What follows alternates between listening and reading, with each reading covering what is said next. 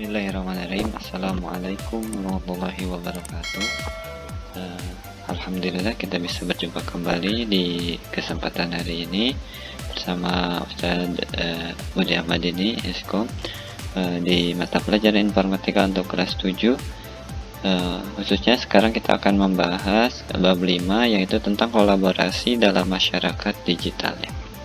Baik, sebelum kita mulai pembelajaran kita, marilah kita membaca basmalah bersama-sama. Bismillahirrahmanirrahim. Baik, kita mulai pembelajaran untuk hari ini. Oke, kita akan mempelajari yang pertama, yang A. Poin A itu konsep kolaborasi dan pemanfaatannya ya. Kolaborasi itu merupakan kerjasama yang dilakukan oleh dua pihak atau lebih untuk mencapai tujuan bersama. Contohnya mungkin di era sekarang kita sering menggunakan yang namanya transportasi online ya. Contohnya Grab atau Gojek ya. Di situ kan ada layanan antar atau beli makanan ya. Di situ melibatkan beberapa pihak yang bekerja sama, antara pemilik kendaraan, kemudian pemberi layanan aplikasinya, dan penjual makanan atau restorannya. Jadi itu melibatkan kerjasama atau kolaborasinya. Itu salah satu contohnya. Oke, yang pertama, jenis kolaborasi itu dipandang dari berdasarkan cara pembentukan dan tujuan kolaborasi. Di sini yang pertama ada kolaborasi tim. Kolaborasi tim ini adalah kolaborasi yang dilakukan dalam tim kerja dengan masing-masing anggota tim mempunyai tugas, batasan waktu, dan tujuan yang sudah dinyatakan jelas. Misalkan contoh, kalian di rumah, misalkan keluarga kalian membagi tugas kolaborasi tim untuk membersihkan rumah. Kalian misalkan ibu kalian membersihkan dapur, kalian membersihkan kamar, ayah kalian membersihkan halaman, adik kamu misalkan membersihkan kamar mandi. Nah, itu dibagi kerja tim sehingga membentuk suatu tujuan, yaitu membersihkan rumah. Jadi ada batasannya tiap-tiap orangnya ya. Itu kolaborasi tim. Kemudian yang kedua, kolaborasi komunitas, yaitu kolaborasi yang dilakukan karena adanya kesamaan minat dan ketertarikan terhadap anggota komunitas. Misalkan kalian ikut pecinta binatang, misalkan kucing. Komunitas misalkan mobil, komunitas motor. Nah, itu biasanya dilakukan karena ada kesamaan minat atau hobi ya, ketertarikan hobi, dan biasanya di situ digunakan untuk berbagi pengalaman, berbagi ilmu, berbagi misalkan contoh kucing, merawat kucing seperti apa. Nah, jadi di situ kita bisa tahu tentang penanganan terhadap minat atau hobi yang kita jalani.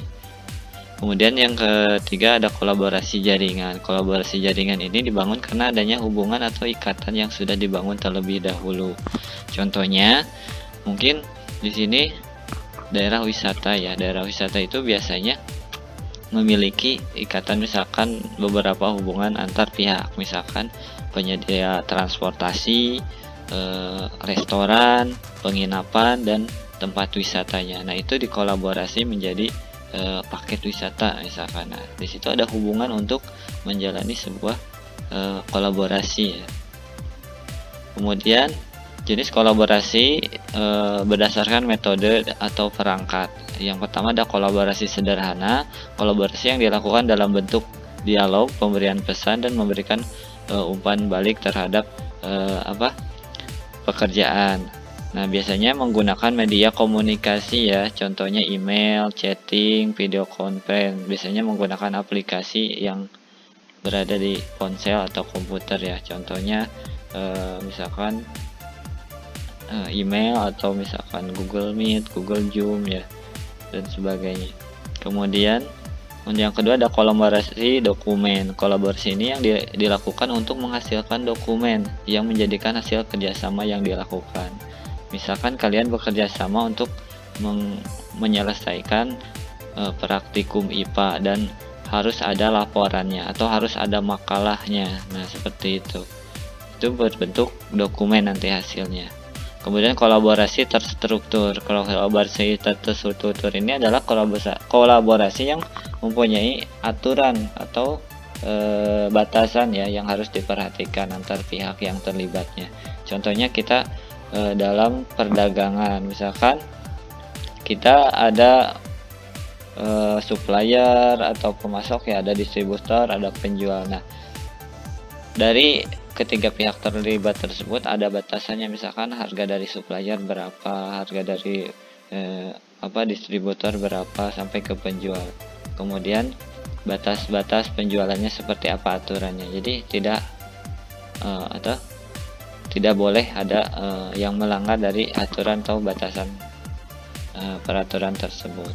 Selanjutnya, teknologi pendukung kolaborasi. Nah, dalam kolaborasi ini perlu adanya dukungan aplikasi. Contoh di sini rapat online ya. Yang A, aplikasi rapat online itu mendukung sekali untuk melakukan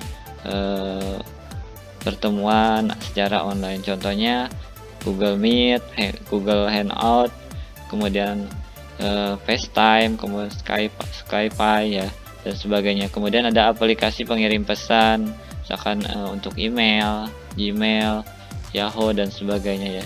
Kemudian aplikasi pengelola email. Jadi email dalam suatu perusahaan itu tidak satu saja yang masuk. Jadi harus beberapa ratus dan bahkan beberapa ribu mungkin email yang akan masuk. Jadi harus ada aplikasi pengelola. Contohnya Microsoft Outlook ya. Contohnya misalkan Mozilla Thunderbird dan sebagainya. Kemudian ada perangkat lunak untuk desain. Mungkin dari beberapa perusahaan perlu adanya dukungan untuk membuat suatu desain. Contohnya di sini untuk perangkat desain itu ada Preview Red, kemudian Logo Maker, kemudian Cake, Zeppelin, Preview dan sebagainya ya. Kalian bisa baca contoh-contohnya. Kemudian aplikasi perangkat lunak dokumen, misalkan Microsoft Word, OpenOffice, Google Docs dan sebagainya. Kemudian ada berbagai untuk berbagi file ya, untuk berbagi file aplikasinya. Contohnya Google Drive, kemudian Microsoft OneDrive dan sebagainya. Kemudian ada perangkat lunak untuk manajemen proyek. Nah, ini digunakan untuk memanage ya. Contoh aplikasinya ada Trello, Basecamp, kemudian Proofbook, Bright dan sebagainya ya. Kemudian ada software tool ini ada contohnya di sini GitHub, ada Fogbug, ada Usersnap ya dan sebagainya. Kalian bisa baca sendiri di buku ya lebih jelasnya. Baik, untuk pertemuan hari ini Ustaz cukup sekian. Terima kasih. Assalamualaikum warahmatullahi wabarakatuh.